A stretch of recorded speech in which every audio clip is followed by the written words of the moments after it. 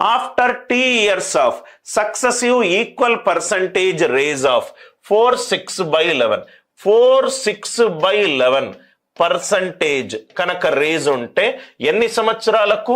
2 సంవత్సరాలకు.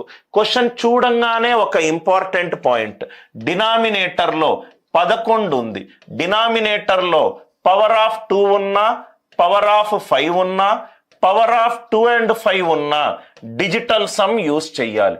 ఇది కాకుండా మీరు ఏ నంబర్ యూస్ చేసినా డిజిటల్ సమ్ వర్క్ అవ్వదు. డిఆర్ అంటే ఏంటి సార్? హారములో. డిఆర్ అంటే ఏంటి? హారంలో. 4, 6 by 11 percentage. 4 11s are 44. 44 plus 6, 50 by 11. 50 by 11. 50 by 11 percentage కాబట్టి దీన్ని మీరు ఇలా రాసుకుంటారు, 1/22గా రాసుకుంటారు. పర్సంటేజ్ ఇంక్రీజ్ ఎంత ఇచ్చారు? 1/22 ఇచ్చారు. పర్సంటేజ్ ఇంక్రీజ్ ఎంత ఇచ్చారు? 1/22. కొన్ని సంవత్సరాలకు ప్రతి సంవత్సరము 4, 6 by 11 పెరిగిందట. ప్రతి సంవత్సరము పెరిగిందట. ఫస్ట్ ఇయర్ 4, 6 by 11 పెరిగింది, సెకండ్ ఇయర్ కూడా 4, 6 by 11 పెరిగింది. రైట్. పాపులేషన్ అనేది వాటికన్ సిటీ యొక్క పాపులేషన్ ఇదేమో 968. కొన్ని సంవత్సరాల తర్వాత ఇదెంత అయింది? 1058. ఇదెంత అయింది? 1058. 1058. కొంచెం మీరు లాజికల్గా ఆలోచిస్తే ఆన్సర్ చాలా ఈజీగా రావచ్చు. ఇదెంత సార్? అప్రాక్సిమేట్గా 4.5%. 4.5%. నవ్వు ఇక్కడ అప్రాక్సిమేట్గా 4% అనుకుంటే ఫస్ట్ ఆప్షన్ ఏముంది? 2 సంవత్సరాలు. 2 సంవత్సరాలకు అప్రాక్సిమేట్ ఎంత అవుతుంది? జస్ట్ గ్రేటర్ దాన్ 8% అవుతుంది. జస్ట్ గ్రేటర్ దాన్ 8% అవుతుంది. దీని మీద 10% పెరిగింది అనుకోండి. 10% ఆఫ్ 968కి ఎంత అవుతుంది? 96.8.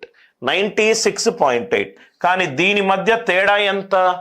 1000 బేస్ అనుకుంటే 968 32, ఇదేమో 58. 90 అంటే ఆన్సర్ లెస్ దాన్ 10% పెరిగింది.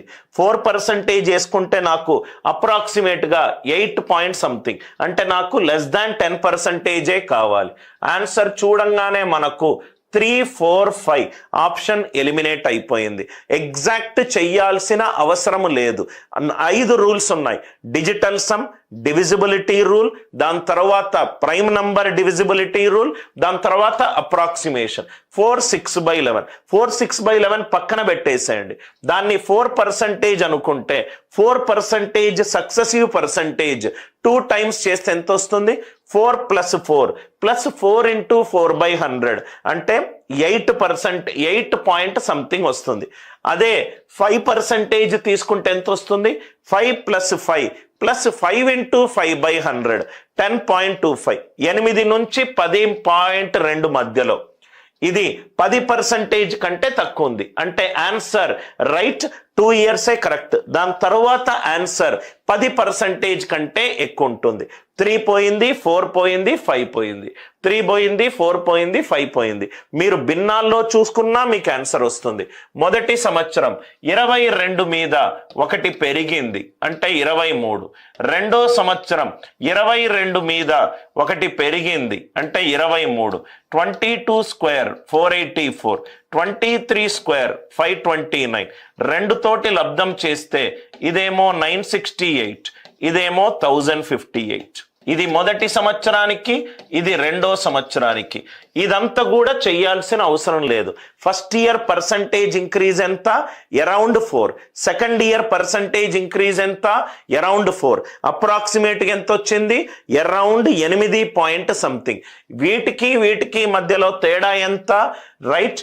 968కి 10% వేస్తే 96.8 వచ్చింది. కానీ ఈ తేడా ఎంత సార్? ఓన్లీ 90. అంటే ఆన్సర్ 10% కంటే తక్కువ ఉండాలి. ఎస్, నాకు వచ్చింది 2 సంవత్సరాలకు 10% కంటే తక్కువ. 3 సంవత్సరాలకు వేసుకున్నాను అనుకోండి, 4.5 బదులు 4 వేసుకుంటే 444. ఆన్సర్ గ్రేటర్ దాన్ 12% అయింది. కానీ నాకు 10% కంటే తక్కువ ఉండాలి. అప్రాక్సిమేషన్ క్వశ్చన్ ద్వారా చూడంగానే క్వశ్చన్ని మనము ఆప్షన్ ఏ అని చెప్పొచ్చు. ఈ క్వశ్చన్ ని మనం ఏం చేసాము, అప్రాక్సిమేషన్ కాన్సెప్ట్ యూస్ చేసాం. చాలా ఇంపార్టెంట్ క్వశ్చన్. ఇటువంటి క్వశ్చన్స్ లో ఎప్పుడైతే మీరు దయచేసి నోట్స్ లో రాసుకోండి, ఎప్పుడైతే హారంలో మీకు 11 2 పవర్ ఏ కాకుండా 5 పవర్ బి కాకుండా 2 పవర్ ఇంటూ 5 పవర్ కాకుండా ఏ హారములో ఏ నంబర్ ఉన్నా అక్కడ మీరు డిజిటల్ సమ్ యూస్ చేయకూడదు. కాన్సెప్ట్ అందరికీ క్లియర్ అయింది అనుకుంటా. ఈ పాయింట్ ని దయచేసి నోట్స్ లో రాసుకోండి. తొందరపడి ఈ క్వశ్చన్ కి డిజిటల్ సమ్ ఎందుకు వర్క్ అవ్వదు అని అంటే, హారములో ప్రధాన సంఖ్య 2 పవర్ కానీ 5 పవర్ కానీ కానప్పుడు మనకు డిజిటల్ సమ్ యూజ్ అవ్వదు.